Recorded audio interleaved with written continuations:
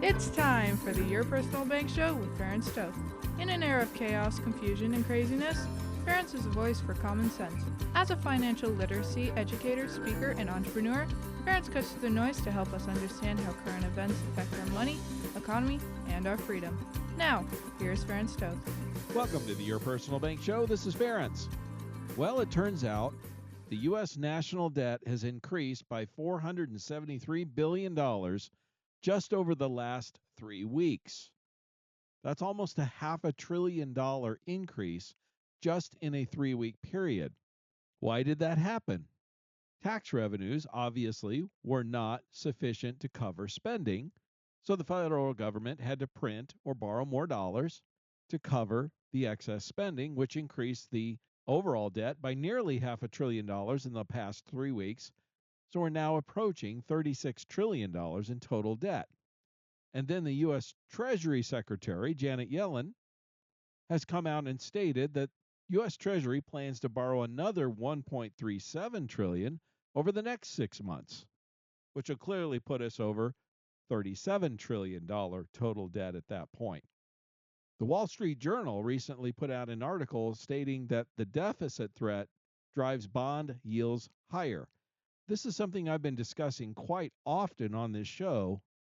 One of the key things that many people do not understand is the federal government cannot just print money willy-nilly. They have to sell bonds for every dollar that they borrow or print in excess of what they receive, excess spending. The federal government is spending record amounts of money, record deficit spending, therefore they're selling a record amount of bonds. Now, bonds operate much like a CD, which is something most individuals are more familiar with. Federal government sells a treasury bond promising to pay a certain interest rate for a certain period of time, much like a CD. Now, when you're selling a record amount of bonds, you have a record amount of supply, you are then forced to entice those bond buyers by offering higher interest rates. By selling record amounts of bonds, record amount deficit spending, this is a continuing push to increase bond returns. Now, the lack of fiscal responsibility of the federal government creates an opportunity for individuals to take advantage of. Most individuals do not have the financial assets to buy bonds at a treasury auction, for example. Typical bond offering is $100,000 per position. The bond auction is the realm of institutional buyers or institutional investors. How can you as an individual take advantage of this? Well, you can purchase assets from institutional buyers that buy these bonds. And those happen to be most commonly insurance companies. Insurance companies offer high cash value or dividend paying insurance policies, and they pay dividends, profits of the company, based on their portfolio, their bond purchases, and their other sources of income, selling products, etc. That is why they typically offer higher returns than what bonds pay. We have extremely good news. Most of the companies have already announced increased dividends for 2025. But on top of that, one of the top companies I work with not only has announced a higher dividend for 2025, they also retroactively put it in effect for all policies effective September 1 of 2024. So if you happen to have a dividend paying high cash value policy with this particular company, you got an increase of return that got retroactively paid starting September 1st. All new policies, of course, get the new dividend rate, also the higher one.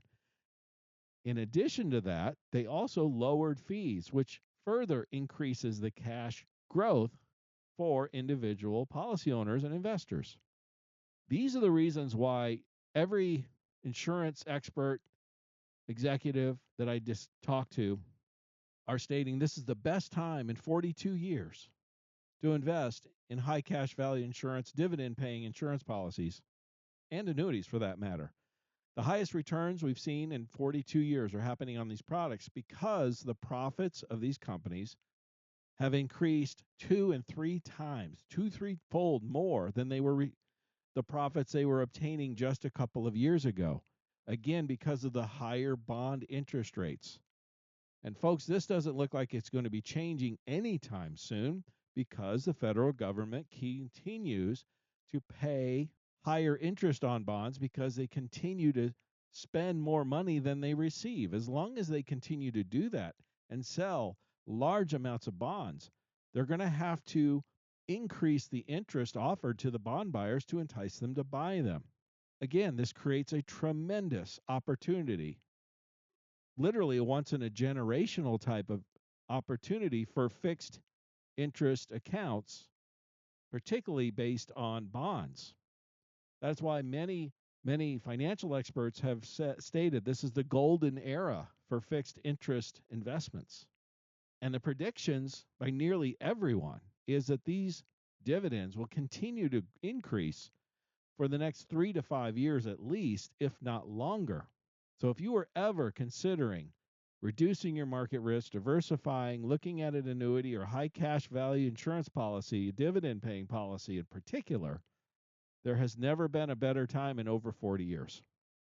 Now, another reason why this is likely going to continue at the higher bond interest rates and the higher dividends is core inflation readings recently came out higher than expected in September of 2024.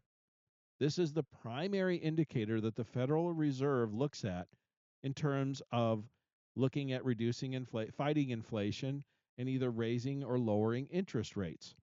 With a higher core inflation number than expected, that means that the likelihood of interest rate cuts from the Federal Reserve is diminished. It's less likely that they're going to cut interest rates. The reason is quite simple. If they reduce interest rates, that'll further throw gas on the fire of inflation, and that's the opposite of what the Federal Reserve wants to do. So the most likely scenario we're looking at right now is higher for longer. Yes, the Federal Reserve dropped interest rates a half a point a month or so ago, and most are looking at that as an overreaction now from the Federal Reserve and a mistake. Even some of the Federal Reserve governors are stating the same thing. They overreacted.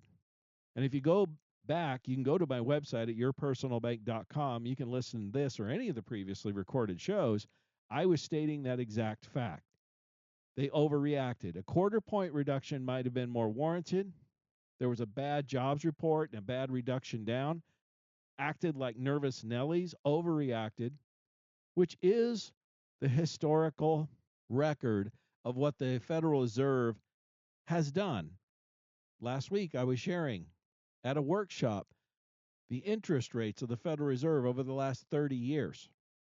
And it's amazing how much up and down it is and how quickly they move when they're increasing or decreasing interest rates.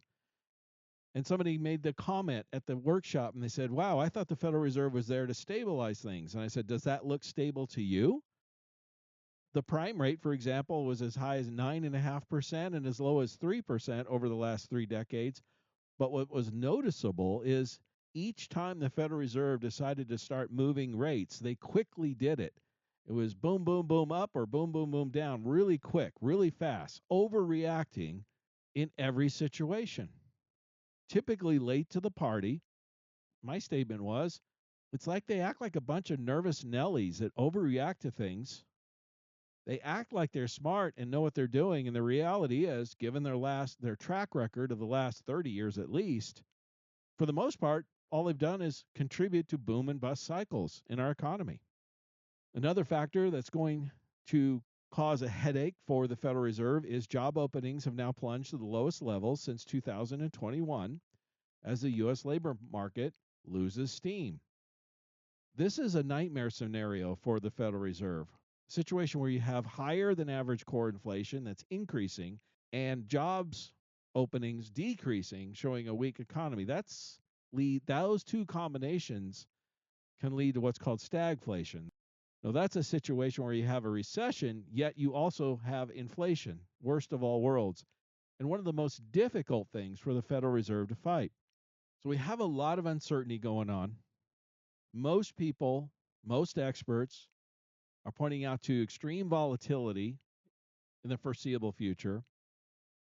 And I'm going to say this regardless of who wins the election or which party controls the House and Senate and the White House, for example, there's going to be issues with the economy, with the debt, with the markets, with bonds, with the deficit, all the bond selling. These are all major concerns that any investor should be concerned about and cautious. Again, proceeding with caution is highly recommended, even more so when you're dealing with periods of uncertainty and volatility, which is what we're clearly looking at as the most likely scenario going forward.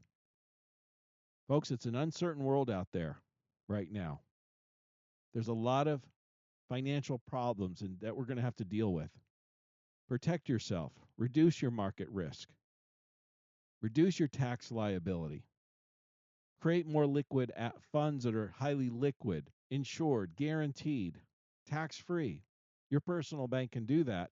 Dividends have increased. They're likely to increase for the next several years. Tax-free, insured, guaranteed money. Not a bad way to go to reduce risk in what is likely going to be a highly volatile situation going forward. I've got some more information I want to share regarding both stocks, the bond market and stocks and things like that. So I'm going to encourage you to stay tuned. Stay tuned for more common sense from Ference. For more information, contact Ference at 866-268-4422 or yourpersonalbank.com. That's 866-268-4422.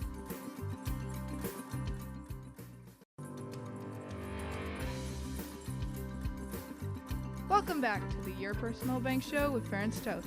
Want more information? Contact Ference at 866-268-4422 or yourpersonalbank.com. That's 866-268-4422. Now back to the show with Ference Toth. Welcome back to the Your Personal Bank Show. This is Ference. If you want to reach me, you can do so at yourpersonalbank.com.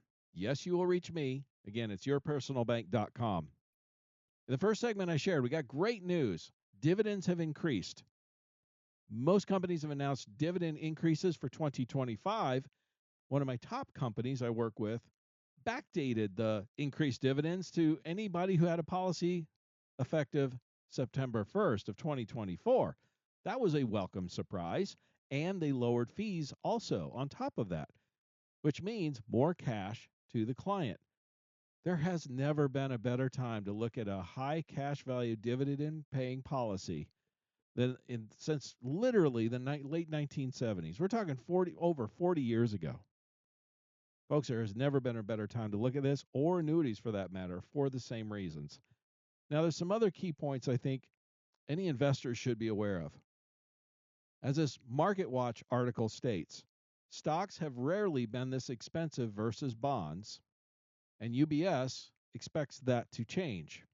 What they're referring to is what's called the equity risk premium. This is the excess return that investors typically expect from stocks over what's called the risk-free rate, or what bonds are paying, typically treasury bonds. And it turns out that we are currently in one of the highest equity risk premium situations since 1925. What this means is stocks have rarely been more expensive than they are right now. Again, an institutional investor is just looking at returns, like most investors. And if they can get a certain return just investing in bonds, safely, insured, guaranteed, that type of thing, or at least backed by the federal government, that's considered a risk-free return. It's backed by the faith of the U.S. government. Or they can risk that money into something with a higher risk profile, which stocks typically are, and there's various levels of risk involved with that, or that's what's called the equity risk premium. We've rarely had a time when it was more expensive or a bigger risk to invest in stocks versus bonds. Again, that's why so many people are calling this the golden age of fixed interest assets. Another thing to be concerned about, a Forbes article. Incoming data not supportive of the soft landing view. Part of the reason why the stock market has been so strong recently is the consensus is that the U.S. economy will avoid a recession or have what's called a soft landing, a small, slight, or no recession. This means they're expecting the 3+% recent GDP rate growth to continue. The problem is, according to Forbes, is the macroeconomic data is at odds with sentiment. In other words, the indicators, the data, everything else is telling us the recession is still ahead. Yet, investors are still convinced we're going to avoid it. And one of the key points Forbes was pointing to is it turns out so far in 2024, more restaurant chains are on course to go bankrupt than at any year other than 2020 when we had the COVID shutdowns and they were forced to close down. Why is this so important? Well, restaurants are a good indicator of economic activity. They tend to be a pretty accurate forecaster. And another point they make is the jobs numbers. We've stated this on the show a number of times, where at face value, some of the jobs numbers look favorable. But as Forbes points out, September's numbers, you have a plus 254,000 job growth for the month. But when you break it down, it turns out that 785,000 of the new jobs for September of 2024 were government jobs, state, local, and federal.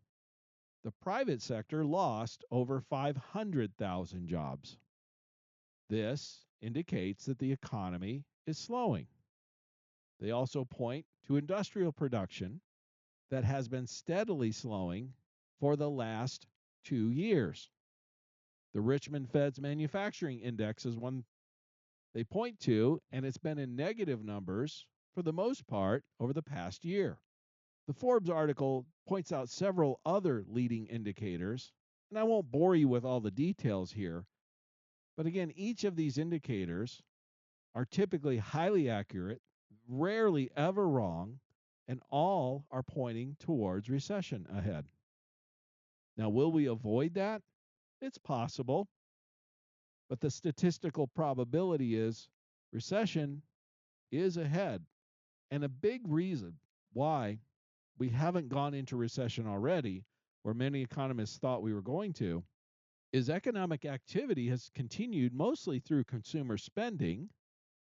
It was previously due to all the COVID relief money, but now more and more data is showing that consumer spending is continuing because of the wave of illegal immigrants who are receiving government money for food, clothing, housing, cars, starting businesses, buying homes, and everything else. So it's not true economic activity that's continuing or consumer spending. It's government spending far more than they receive, pumping it into people's pockets, primarily through illegal immigration at this point, to continue economic activity. Also, they're pumping the jobs numbers up clearly by hiring far more than the private sector. We just take last month's numbers, for example. I mean, in my mind, it's almost inconceivable that the federal government, or I shouldn't say this, all governments, state, local, and federal, increased jobs in 1 month by nearly 800,000, while the private sector lost over 500,000 jobs. Where does that make any sense economically for the future? Short term, sure, it's like a sugar high. It makes the numbers look good. And a lot of people would say it's because of the upcoming election. And there's probably some truth to that. But this isn't sustainable, folks. The federal government cannot continue to hire people, continue to spend money like this, continue to rack up more and more debt and have to pay interest on that debt at interest rates that are relatively high, look to be likely to stay relatively high for the foreseeable future due to inflation, which is being caused by none other than the government. And it's not just me saying this.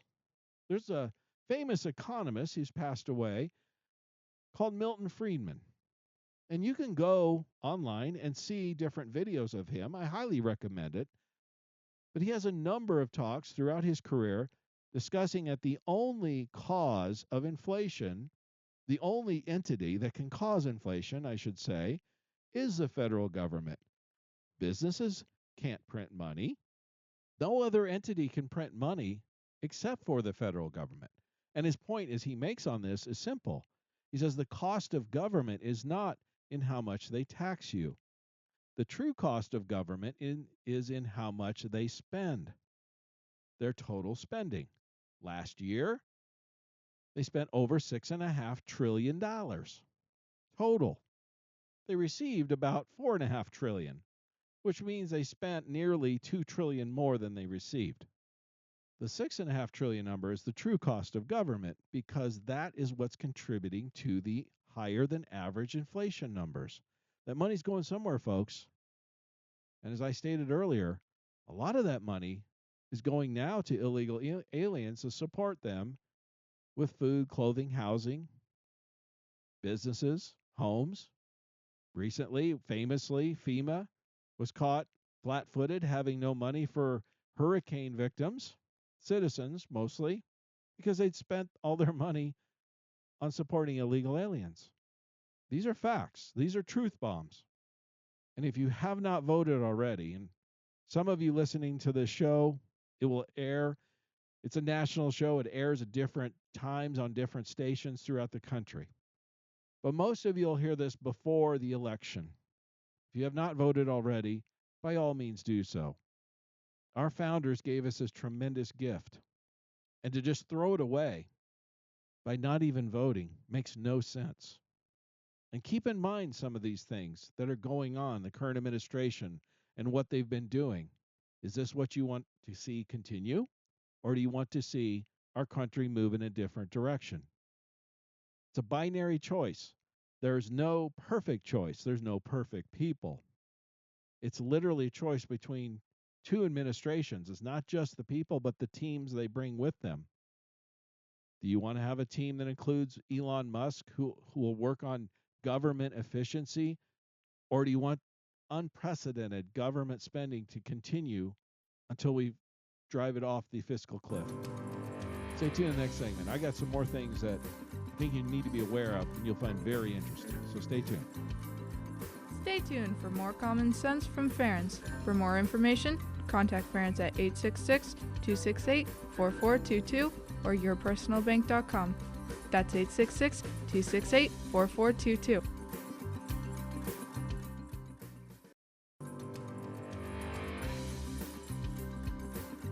Welcome back to the Your Personal Bank Show with Ference Toth.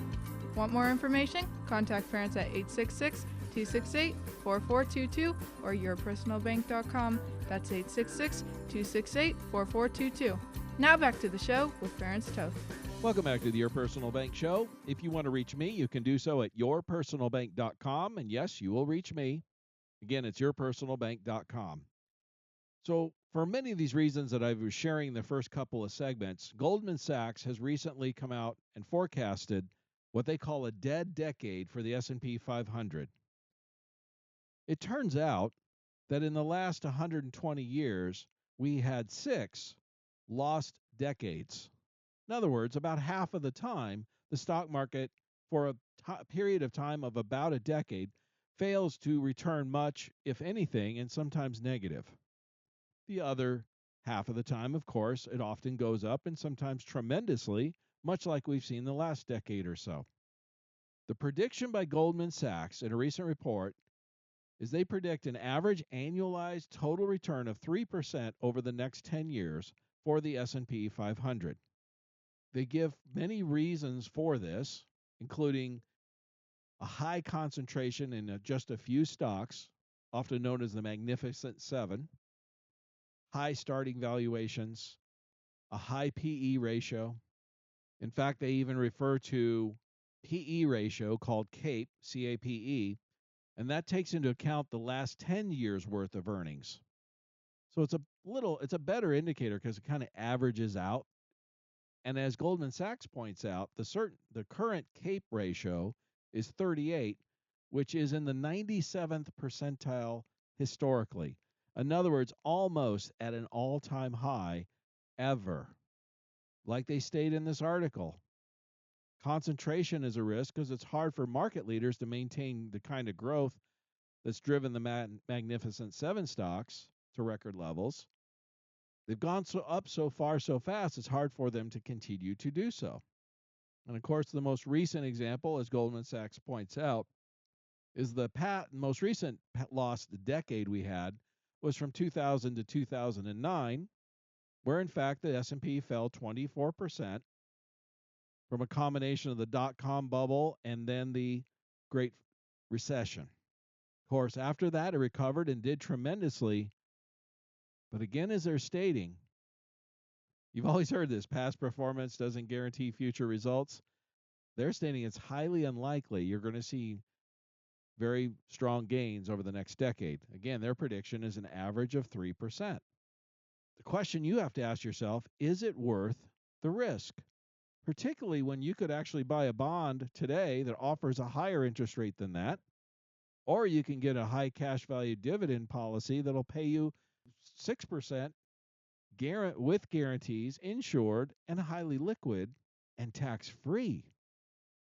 If indeed this prediction by Goldman Sachs becomes true, that the S&P 500 averages 3% over the next decade, versus investing in a high cash value policy, insured, guaranteed, tax-free, highly liquid, paying 6% now or more, and likely to pay more in the next few years.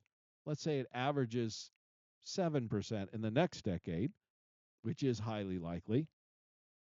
The return on your investment would be more than double. In addition, you would eliminate market risk, and you would eliminate income taxes on that money, the gains. If you set it up properly, you can grow your money tax-free, access it tax-free, and even pass it on to your heirs tax-free. Doesn't it make some sense to at least consider diversifying a portion of your portfolio in an asset class that is likely to outperform and give you no downside market risk and reduce your tax liability? It's the best time in 42 years, folks, for these types of assets. That's why we're saying things have changed dramatically. If you want to look at what happened in the past decade or so, absolutely, the stock market was tremendous. So was the real estate market. Is that going to continue? Goldman Sachs doesn't think so. Again, it's not me saying these things. I happen to agree with much of this, but for very valid reasons. But Goldman Sachs and many, many others are saying the same things. And where a lot of people get hurt, and I was discussing this with a person just a few weeks ago. As I stated, their portfolio had increased 21% the past year, which was a tremendous return, and they were excited, obviously. And as I stated to her, I said, there's no guarantee the next year is going to do that. She understood. In fact, you could see a 21% loss in the next year. That potential certainly exists. She agreed. That was a fact. She goes, the problem is, and this, again, this is human nature. She said, those types of returns make you excited, and she even used the word giddy. And I said, that's when you have to be worried. As Warren Buffett says, be fearful when others are greedy. I'm trying to help many people come to the realization. This isn't my first rodeo, folks. This is the third time I've seen this. And I've seen a lot of people get hurt because they stayed on the ride too long. And they get used to things. And it's human nature. We get used to a certain way of how things go, and markets and the economy don't work like that. And we keep hearing, soft landing and interest rate cuts and all these types of things. Yet if you go to the source, you listen to the Federal Reserve, for example, they're not talking about cuts. They're still concerned about inflation. And they're stating they overreacted for the last interest rate cut they did. And folks, when it happens, a lot of people say, well, I'll stay with it until it starts to go down. Well, one, no one knows where the top is, just like no one knows where the bottom is. Timing the markets is exceptionally difficult. Impossible, many would say. Secondly, when the drops start to come, they're going to come fast and furious. That's typically how it works. The market is well known about going up like an escalator and down like an elevator. And unless you're a trader on Wall Street and you pay attention to this 24/7 and this is your job, it's hard to keep up with all that. And it's the people that don't pay that close attention, which are most folks. They're living their lives. I get it. They don't pay attention to this stuff every day. I wouldn't either if this wasn't my career. They're living their lives, and next thing they know, they just lost 10 or 20% or more. And they talk to me or other people and say, What happened? Look, can the markets go up from here? Certainly. Can they go down from here? Certainly. Where's the risk much greater at this point? As Goldman Sachs said, the CAPE PE ratio is in the 97th percentile. The price earning ratios for companies over the last 10 years is at nearly the highest point it's ever been in history. That's over 100 years, folks. Statistically, what's the much greater likelihood of it continue to go up or seeing a correction, maybe a sharp one? You see, the way everything's setting up, I'm not trying to scare anybody. I'm not trying to instill fear or anything. I'm actually trying to educate and wake people up so that the reality of most people I talk to, looking at their investment portfolio and where they're invested and all that, are at far more risk than many realize or frankly even want to be. They're far more exposed to market risk and a significant correction than they would like to be. And as I stated earlier, if Goldman Sachs is correct in their prediction that the S&P 500 is going to average 3% return over the next decade, and they're not the only ones predicting that, and you can get double that guaranteed tax-free, why wouldn't you put a portion of your portfolio there? I'm not saying necessarily do everything, although for some that might be the best option. Depends on your risk tolerance. But let's be real. Why wouldn't you at least put a portion in a situation like that? Because the economy has changed, interest rates have changed, volatility is up, uncertainty is up. We're in the 97th percentile in PE ratio, the CAPE PE ratio, 10-year average of price earnings over history. Warren Buffett has sold more stock recently than at any point in his career. In addition to the market risk, let me give you one more reason why it could make some sense to reduce your market risk.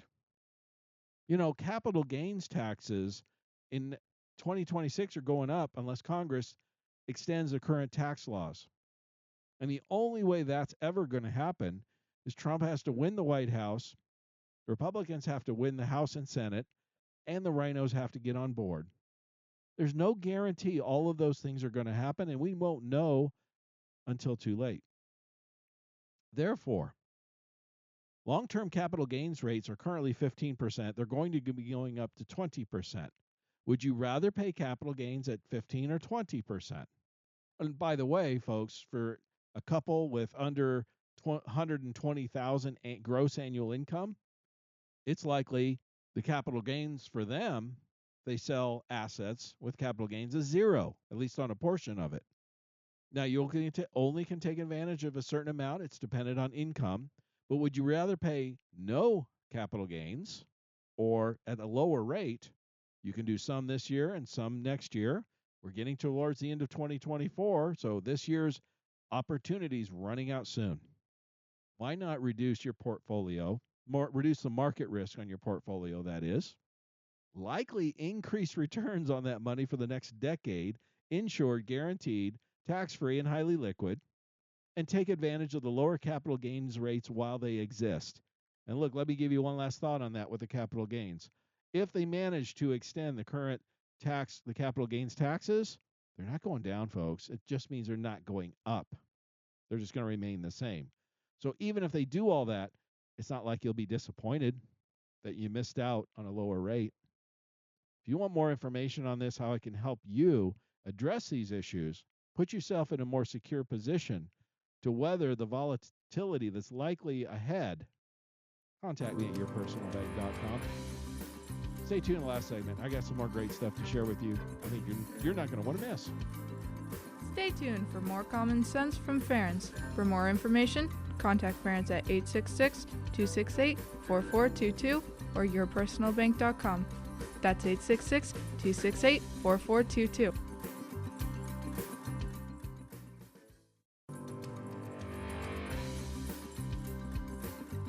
Welcome back to the Your Personal Bank Show with Ference Toth. Want more information? Contact Ference at 866-268-4422 or yourpersonalbank.com. That's 866-268-4422. Now back to the show with Ference Toth. Welcome back to Your Personal Bank. This is Ference. If you want to reach me, you can do so at yourpersonalbank.com. Yes, you'll reach me. Again, it's yourpersonalbank.com. I've seen this before, but I thought this was a great article from Kiplinger and discusses how market dips can be a retirement busters and, of course, how to guard yourself. Now, the point they were making is when you retire, if you have a majority of your retirement monies in the markets, when you retire can make a tremendous difference on how much money you'll have for retirement. And it all has to do with whether you retire into a bull market or a bear market. They use an example here. They took an example of two brothers, each saving $500,000 for retirement, and then each deciding to withdraw $30,000 a year from that retirement. Now, the difference, they pointed out, is one brother retired in 2010 when stocks were entering an epic bull market. 10 years later, the first brother, the brother that retired in 2010, his balance actually grew from $500,000 to $875,000, even though he was withdrawing $30,000 a year. So not only was he taking money from his account, it continued to grow because he retired into an epic bull market, as Kiplinger stated. Now, the other brother retired in 2000. His timing wasn't so good because, again, in 2000 to 2009, we had what was called the lost decade. In fact, the market fell the first 3 years of his retirement, so his $500,000 he started with, and by taking $30,000 a year, a decade later, he had less than $100,000. So whether you retire into a bull or a bear market or a lost decade makes a tremendous difference in terms of how much money you have for retirement.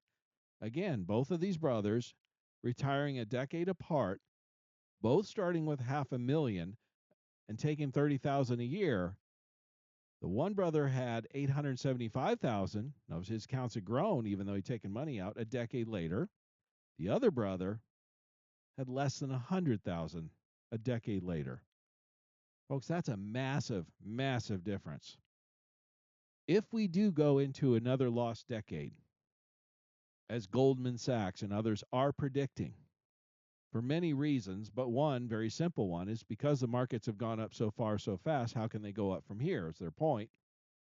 If we go into a flat or down period and you are newly retired or fairly recently retired, having your money subject to that market risk could have devastating impacts on how much money you'll have for retirement. And as Kiplinger stated, how do you guard yourself from that? Well, it's really quite simple. You make sure some of your money has guaranteed returns. And the best way to accomplish that is through either a guaranteed lifetime income or an annuity or a high cash value dividend paying insurance policy. Those are the things I specialize in. Showing people how to guarantee their returns and have money. Make sure your money doesn't run out before you do. And to make sure you don't have the situation where you had poor timing when you retired, and in the early years of your retirement, you had flat or down years in the market, and now it literally devastates your balance. Whereas this example I shared earlier in Kiplinger, in a decade, $500,000 turned into less than 100,000. These are real numbers. These are real situations that happen, and I see it every day. So be forewarned. Be aware. And understand what you can do to protect yourself. And if you want more information on that, contact me at yourpersonalbank.com. Now, again, we have a major election. Most of you have probably voted. The show airs at different days, different times throughout the country in different stations. Most will hear this before the election, a few will be after. If you have not voted, please do so. It's a right that was granted to us by our founders. We should respect that. It's something that previous Americans have fought and died for. We shouldn't just throw that away. But when you vote, I just want you to keep a few things in mind. And not only should you vote, you should bring some people with you. Bring your friends, your family, all that. I'm doing that. But here's some things I want you to keep in mind. Consumer prices in the last 4 years have increased about 20%, grocery 22%, gas 32%. Credit card debt has increased 48%, and 30-year fixed mortgage rates have increased 132%. If this and a lot of these things have to do with government policies, excess spending, etc. If you think we should continue on this path, then vote for the current administration to continue. If you don't, vote for change. And remember, you're not just voting for the top of the ticket. Whoever gets in the White House is going to appoint about 5,000 people in the administration. Which team are you voting for? Are you voting for a team, the current team we have, or a team where you have an Elon Musk who will work for the government for free, government efficiency department, and reduce the overall cost of government and spending, which would, by the way, reduce inflation, folks? That would be beneficial to nearly everyone. But our current administration, of course, supports the World Economic Forum. And it turns out the World Bank recently has misplaced a staggering $41 billion in climate change funds. Now, the word they use is misplaced. I would call it fraud. And of course, our current administration highly supports climate change funds, yet they have fraudulently lost or misplaced or stole $41 billion just in the World Bank. But I like this one. This is interesting. You know, the net worth of some politicians. You know, Hillary Clinton's worth $120 million, Barack Obama $70 million, Joe Biden $25 million, Chuck Schumer $75 million, Daniel Goldman $184 million, Mark Warner $246 million, and Nancy Pelosi tops the list with $252 million. And you know, how about instead of taxing people who produce goods and services and offer jobs that grow our economy, let's tax politicians who make way too much off the fake idea that they're public servants. You know, we've been discussing on the show a lot about how the jobs numbers have been adjusted almost consistently downward. So they'll make an announcement that so many new jobs, which by the way we're finding out are often just government jobs, the biggest portion of it at least, and then revise those numbers downward a month or two later when nobody's paying attention. Well, it's now come out that the new border crossing numbers reveal that Biden-Harris administration underreported the crossings by about 25% since February of 21 to September of 2024. Is anyone surprised? I know for one I'm not. So we have already historic illegal immigration numbers, and they lied to us and underreported the historically bad numbers. J.J. Carroll, who's a former U.S. Border Deputy Patrol agent for 24 years, he confirms that illegal immigrants receive the maximum Social Security benefit payout. You can work your whole life and not get anywhere near the maximum. Why does somebody who's coming across our border illegally, shouldn't be in this country, never contributed to our system, why should they get the maximum Social Security benefit? By the way, seniors or anybody who wants to retire, that will deplete the Social Security even faster if you have millions of people on it receiving benefits that never paid into the system or never contributed to it. That's just obvious. Keep that in mind when you vote. Also, hundreds of thousands of Ukraine refugees, quote unquote, are also claiming Social Security benefits. This has been confirmed. The DHS themselves, Department of Homeland Security, has estimated over 500,000 Ukraine refugees have entered America, and many are on Social Security. They're also receiving health care, food stamps, and other things. Many of those are receiving the maximum benefit that most Americans do not get. Keep that in mind when you vote. Our current administration also heavily has supported the Ukraine war, and now even NATO is coming out and stating that the Ukraine war is likely lost. In fact, in the last several months, Russia has taken over more territory than at any point in the war, and it's accelerating. No honest person who understood the politics or the countries thought that Ukraine had any chance of ever beating Russia, a country far greater, with a far stronger military, far more people, like tenfold. But billions and hundreds of billions of dollars have been wasted, and over 500,000 Ukrainians are dead today. For what? They're not an ally of ours. They're not a member of NATO. Most people believe nothing more than a way for defense contractors to make money selling military equipment and a money laundering operation for politicians. Keep that in mind when you vote. Are you in favor of continued endless wars or not? And legacy media has been attacking Trump, calling him Hitler recently, a lot lately. Well, you know who the last Republican presidential candidate the Democrats did not libel and slander with comparisons to Hitler? The Democrats compared Eisenhower to Hitler for sending federal troops to Little Rock to integrate schools. Every single Republican presidential candidate since Hitler has been accused of being like Hitler. This should be like the boy who cried wolf. People should just not pay attention. And I love this one.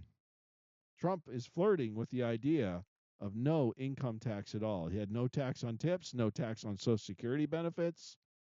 And if you look back in history, our country was wealthiest when we did not have an income tax and we used tariffs. We could go back to that. Economically, if you really take a look at it, it makes economic sense if you don't have a tremendous, burdensome government overspending. In other words, make it lean and efficient and focus what its constitutional role is, and tariffs would work very well, and we would be economically stronger than we've ever been. For those of you that are concerned, there's 168 million people are registered to vote in America. If Trump gets over half, over 50%, mathematically, you can't overcome that, whether it's cheating or election interference or anything else. Mathematically, you get over half, you win, right? It's that simple. And 84% of Americans are in favor of photo ID for voting. Of course, the Democrats, to a person in the House, for example, voted against that. 84% of Americans want this, yet the Democrats, to a person, are against it. Keep that in mind when you vote. And lastly, there's a law called the Illegal Immigration Reform and Responsibility Act of 1996. It states non-citizens who vote must be deported. That law needs to be enforced. If you want to contact me to help you navigate the uncertainty that's ahead, regardless of who wins this election, the volatility that's likely ahead in our markets, guarantee, insure, tax-free, highly liquid, some of your money of your portfolio, contact me at yourpersonalbank.com. I'll be happy to help you. Stay tuned next week to the Your Personal Bank Show. I'm sure we'll have some great information after the election. We'll discuss what to expect if we know who's in charge of House and Senate and the White House by that time. And as always, as long as it's on our money, in God we trust. Listen Tuesdays at noon and Saturdays at 1 to the Your Personal Bank Show for more information. Contact Ference at 866-268-4422 or yourpersonalbank.com. That's 866-268-4422. This show is designed to provide accurate and authoritative information. The presenter and guests of this program do not engage in legal, accounting, or tax advice. Professional advice regarding your situation should be sought if required. Some products discussed may have limitations and not be available in all states. Excessive unpaid loans may affect performance. Distributions may become taxable if not managed properly. Replacements may not be suitable for everyone. There may be charges when replacing coverage. Dividend rates and bank line of credit rates may change. For current rates, contact Ference at 866-268-4422 or yourpersonalbank.com. Again, that's 866-268-4422 or yourpersonalbank.com.